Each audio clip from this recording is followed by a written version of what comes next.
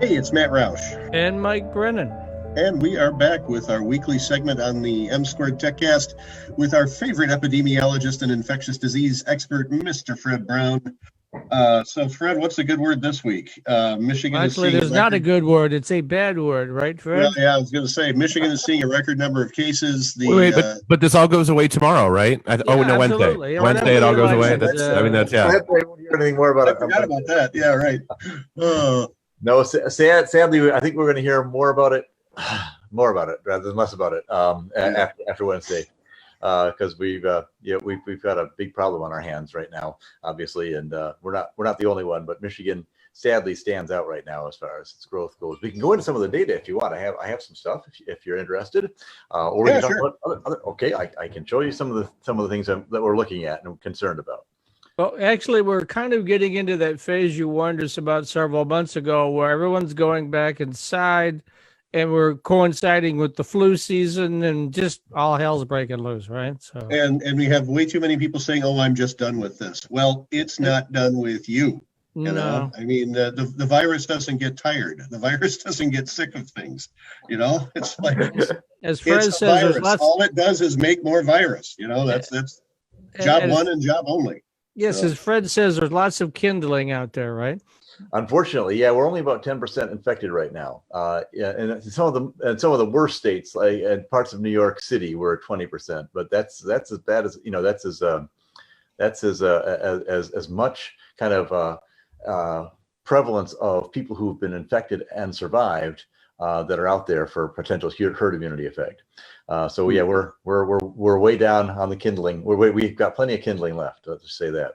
I don't know if you can see this. Unfortunately, these guys publish their material in a very faint red and black. So I've tried to improve it a little bit. But let's take a quick look at the first big problem that we're having is we just don't test enough to find out. Let me put this onto slideshow. We just don't test enough. Yeah, there you go. Make it as big as you can. That's a little easier to see. So is that better? Yeah. Okay. Yeah. Well, this goes all the way back to February, and you can see that we started out testing very, very few people, and eventually we were trying to shoot for about 50,000 people, or a 0.5% rate of testing. And in order to control a virus like this that's so prevalent and so throughout the community, we should be at almost a 9% testing rate. So we're way off by about a factor of 27 if you do the math. In terms of number of tests done to surveil the community, find out where the virus is, isolate it, and be able to lead a normal life. And that's been a big problem from the start. I didn't mean to go up. I meant to be able to expose more of the view. There we are. So basically, right now we're at about 8.11%. I'm sorry, 8.11% positivity rate, and that's getting up there. That's getting to a point where certainly if you're over 10%, it's dangerous to be doing what you normally do. And at 8.1, we're moving very rapidly.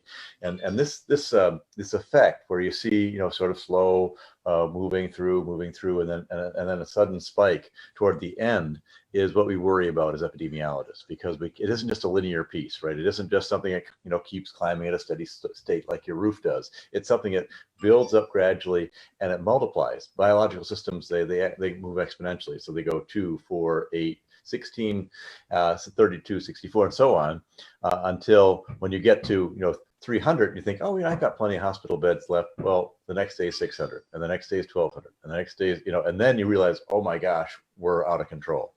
So that's what you have to look at as the future, not at continuing to extrapolate the past. Because that's the way it gets ahead of you. So anyway, you can see that our positive rate was almost 5,000 positive cases per day now. And that's a big number when you're talking about a group of only 10 million people, and we're doing about 50,000 tests. As I said, we should be up at about over 20 times that 850,000 tests a day. So that's a big problem. We're trying to improve that. I guess Mr. Biden said he wants to double test capacity, which pushes up to 100,000, which would mean we're only, we're a little bit better, but we're still about 10 times less, 10 to 12 times less than we should be. So that's the testing, and that generates the data I'm going to show you. That's why I wanted to show you this. And that is one of the things we worry about is the RT, which is the amount that R is the reproductive rate, and T is the amount of activity that reproductive rate is showing. So and whenever you get above 1, it means that every time you reproduce more than yourself. So at this point, we're reproducing, for every generation that we currently produce of virus, we're reproducing now 1.2 new viruses. And you can see how that's going to get out of control very, very rapidly. 1.2, 1.5, 1.6%. Then you're going to start looking like Arizona was to give you a sense of this. You only need to get to 1.5%. I'm sorry, 1.5 RT rates, and you'll start looking a lot like Arizona was in their peak, or what Florida looked like in their peak, or what Texas looked like in their peak. I think in their peak, New York was at 1.6, 1.7. So we're getting, unfortunately close to where we were kind of around Memorial Day. And then we put that under control. Governor Whitmore came in and said, no, let's control that more. And so that's going to be, I think, likely to happen again. And she's put out, a warning indicating we now have to indicate what restaurants we're eating at if we're going to sit down and eat. And that's because when we've done a study recently, we looked at 804 people who came down with COVID. And what we did notice in that was that if you came down with COVID, you were 2 times more likely to have been eating inside in a restaurant. And so that really is correlated with COVID cases in that particular cohort of groups that we looked at pretty carefully, what their behaviors were that caused their COVID to occur. We think that it's about 2 times more likely to get COVID if you're sitting in a restaurant, and it doesn't matter how much plexiglass is around you. It really matters how much ventilation you've got around you. So even those protective barriers aren't that helpful. And of course, you got to take off your mask in order to put food in your mouth, and that's challenging. In China, they actually have regulations about how you can lift your mask and put food in and push it back down again. But we don't do that to that extent here. You can see that we are out of 50 states and DC, so 51. We are basically the 11th worst in the country as far as reproductive rates and controlling the virus's reproduction and in control of the virus. Because once this starts to go higher and higher, then you're more and more out of control. So we look at the RT rates and RT live rates. And this is all from a website called RT Live. And we look at basically a comparison between 4-day running averages every 7 days to see how much the reproductive rate is increased in each cohort we look at. So I put this up here because it's important to understand what we're looking at as epidemiologists. And this is Germany. Germany on June 5th was about 300. And then they had one doubling rate to 600 by July 22nd. At that point, they were still in control. They were still much less than 1% positivity rates at this point, right? You're kind of down in the single digits per 100,000. That took 6 weeks for that doubling to occur. The next cycle took 5 weeks for doubling to occur and went from 600 to 1,200. And the next doubling after that took only 4 weeks to occur, and that went from 1,200 to 2,400.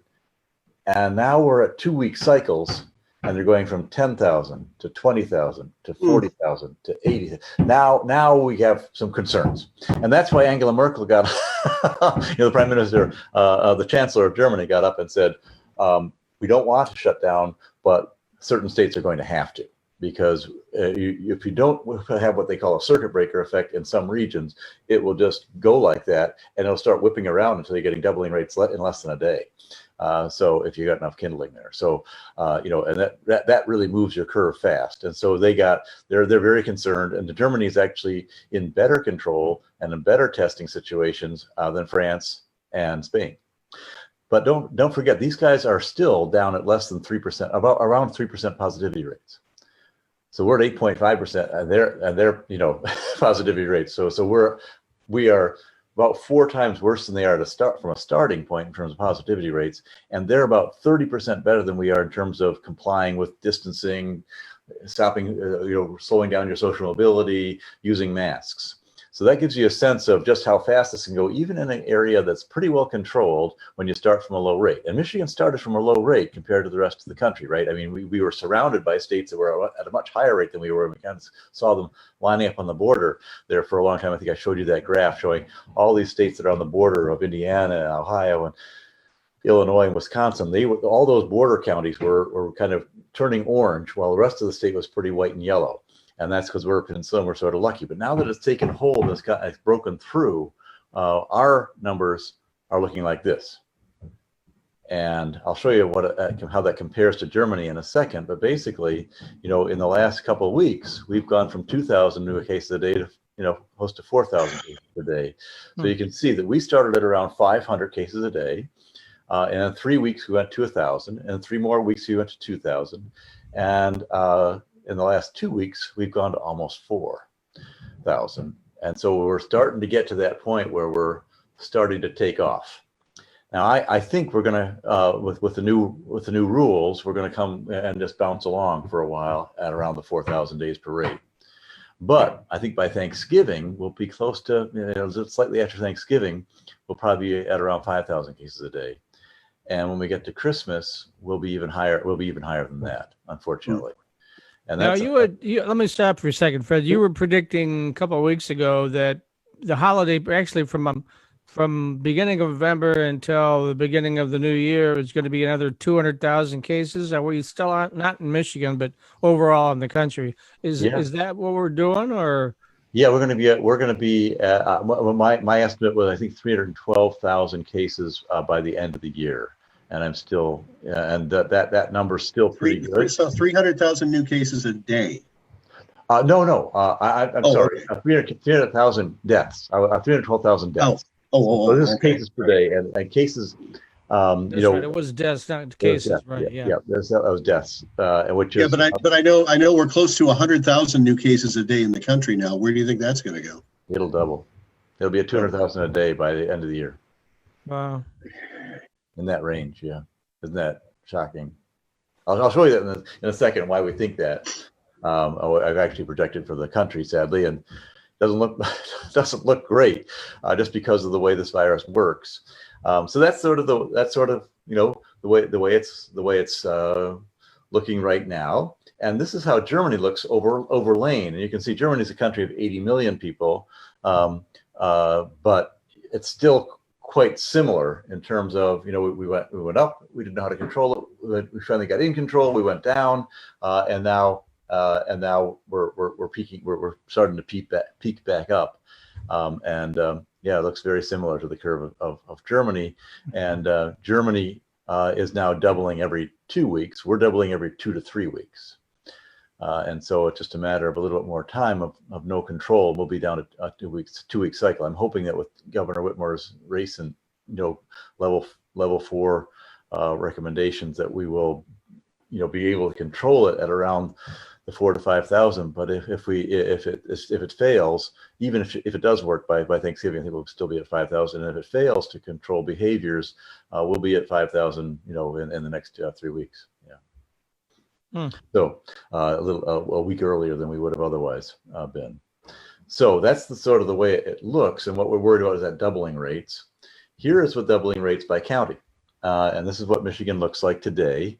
And you can see, where it's safer, where it's less safe. And basically, believe it or not, the numbers, the biggest numbers are Grand Rapids and the greater Detroit metro area, not Ann Arbor, but Wayne, Oakland, Macomb are the areas that are going to have the highest numbers. They're sort of at each of those counties are about 250 new cases a day, and they'll double in the next 3 weeks. So that means a large population. The worst places from a percentage point of view actually are up in Marquette. And are in the more rural areas, interestingly, and they're really experiencing a lot of growth. And that's going to, unfortunately, those hospitals up there are not quite as well equipped as they are down here for that kind of a surge to hit them. It sort of looks like a good time to build a log cabin in Alpena and hunker down. Yeah, yeah. You know, I don't know if you remember the slide I showed you before, but it showed basically that the closer you were to Canada, the better off you were up in this area, and that's we're watching the whole virus sort of slide up the state, right? Just zip, right up the state, and these you're right. Alpena is the best right now, but it's just a matter of time, and it'll get there. It's just moving. Yeah, I was going to say, speaking of building a wall, I think Canada's going to build one pretty soon. Yeah, they'll pick you up and toss you back out again if they find you as an American. They're way down. I mean, it's literally 25 times less dangerous in Canada than it is in the United States. Yeah, it's yeah, not so good. I'll show you I'll show you quickly what the whole United States looks like, and you can see that Michigan is one of the worst because we started at a lower rate. Our doubling rates are now taking off. It's easier to double from 100 than it is to if you start from 1,000, or some other states were. So we're really taking off compared to the rest of the country. Ohio is having a huge amount of trouble right now as well, and then you got North Dakota and South Dakota, and looks like upstate and central New York too. Yeah, upstate New York is having a big problem right now. Yeah, it's really out of control. Parts of western Pennsylvania too are really. Butler County, where President Trump was the other day, it's in Allegheny County. Those counties are really hurting right now from a COVID standpoint, and then New Mexico. So those are the areas that are really on fire, and we're right along with them. We're one of the states that really is going to be doubling. Sadly, more rapidly. Well, I guess I'm back to shopping online. I can't. No more grocery. Yeah, buy stock in Amazon. They'll be doing well. Sadly. I hope our local community. I love a lot of our local community shops, and I'm trying to do the best I can to keep them going. So it's good if you can spend money there, but try to order over the phone if you can. So that's sort of what the doubling times are looking like, and this is what the U.S. looks like, right? We're at 100,000 now. We're just under 100,000 today. We'll probably be over 100,000 just from a data standpoint. And you can see the doubling times. We went from 20,000, took about 6 weeks to get to 40,000, another 2 weeks to get to 80,000. At that point, at that point, the Sun Belt was really on fire. I don't know if you remember that, but Arizona, Texas, Florida were really having trouble, and so they actually clamped down and pushed this number down. Overall, though, the whole United States has continued to ramp up, at a slow rate with some pockets of sudden infections. Well, now we're at 9/1. We were at 1st September. We were right around 25,000. So let's say that's the new baseline, right? And now it took 6 weeks to get to 50,000. Now it took 2 weeks to get to 100,000. So the whole U.S. is really starting to take off in a dangerous way, and I think it's likely to be less stopped than what the rest of what Michigan will be. I think Michigan will start to hunker down and be sort of wobbling for a few more weeks until it starts taking off in Thanksgiving. I think the United States is going to look more like this, and you can see a couple more weeks of around 100,000, and it's just going to start just like you saw in Germany. It's going to start to tear off. What is the death rate per 100,000 now? Where is that approximately? Do you know? It'll be at around 1%. Okay. Yeah. Sadly, for every 100,000 cases, you're going to get 1,000 deaths. A little bit more. Yeah, a little bit more. What really it depends on is whether your hospitals get overrun. If they don't have enough ventilators, if they start to have to turn people away at the door, transport people away, don't have enough capacity for the COVID people, then it could go up to even 4,000 deaths per 100,000. 5,000. I was telling someone this morning my existential dread level is in a full 5 Kafkas. I don't think you've done anything to assuage that. Yeah, the problem is when the hospitals get overrun. The hospitals get overrun. I don't think it's going to happen until we get to quite a bit more than that. I think generally, if you're we'll be kind of okay at 200,000 deaths. If we went to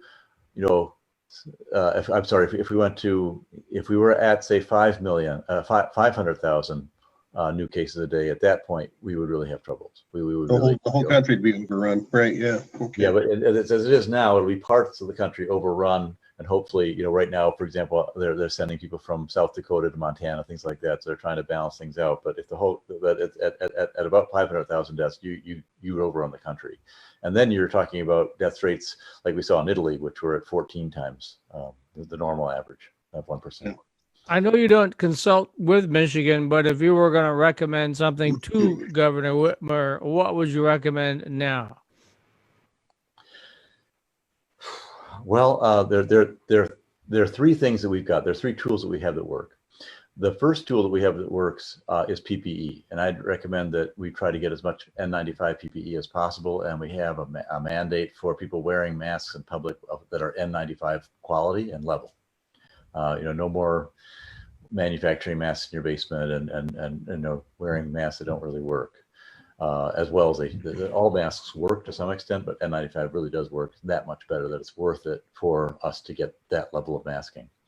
Second big thing is testing. I would recommend at least multiplying the number of tests you're doing by a factor of 5 to 10, at least at a minimum, if you want to really control this, understand what the virus is. And right now that's hard to do, but that's they have to do. And that would mean centralizing the testing labs and allowing a lot more and seeing if you can't get, you have to push the FDA to start allowing home testing and things like that. The last big area that works is mobility. And so you'd have to think about actually trying to get people to reduce mobility. Especially from state to state. Illinois has an awful lot of COVID in that state. Indiana had and brought it over to us, and Ohio as an outbreak right now as well. So I would try to, because we are a peninsula, we've got a chance of doing things a little bit more aggressively than other states have, and it might be time to actually think about those things. What she's done with regard to having only 6 people at a restaurant, I think is really proper. Right now we see a big drop off when you have at 20. So gatherings of more than 20 tend to have a component that allows super spreading to occur. So I would have not allowed 50. I would have said maximum 20. Funerals, weddings, everything else. I would have maxed them out at 20, not at 50. But that's the right direction. And for Thanksgiving gathering, since that's coming up rapidly, people are still going to gather. What would be the maximum head count you would recommend? Well, it depends on where it is. If you can have it outside, then you and not have people too close to each other with nice burners and heaters. I think you can get away with 20. I think if you're having it inside and you got more than 6 and they're not people from the same family who are regularly congregating, you're taking a chance. Yeah, I turned down a Thanksgiving invitation because 2 of the people that were going to be there have been seen a lot on social media, like at bars and restaurants and stuff like that. I'm just like, nope. Not a good idea. If I knew you'd been really careful, I might have come, but nope, no, thank you. It's like I like them and everything, but I just don't think it's real smart to be going, to a lot of coffee shops and bars and restaurants these days. Yeah, there are other great ways of seeing people. I mean, you can still have a nice walk with someone outside, and it's still a little bit on the cool side. But if you want to get together, that's a great way to do it. I wouldn't do it sitting down at a dinner table, unfortunately, or over a football game. Additional four-year students love Lawrence Technological University's thriving campus life, but LTU has always met non-traditional students' needs too. Lawrence Tech offers over 100 degree and certificate programs that can get adult students started or back on track. And most of our classes are conveniently offered evenings at our beautiful Southfield campus or online, so you can balance your social, family, and work life even while you power up your career. Lawrence Tech, where Blue Devils dare.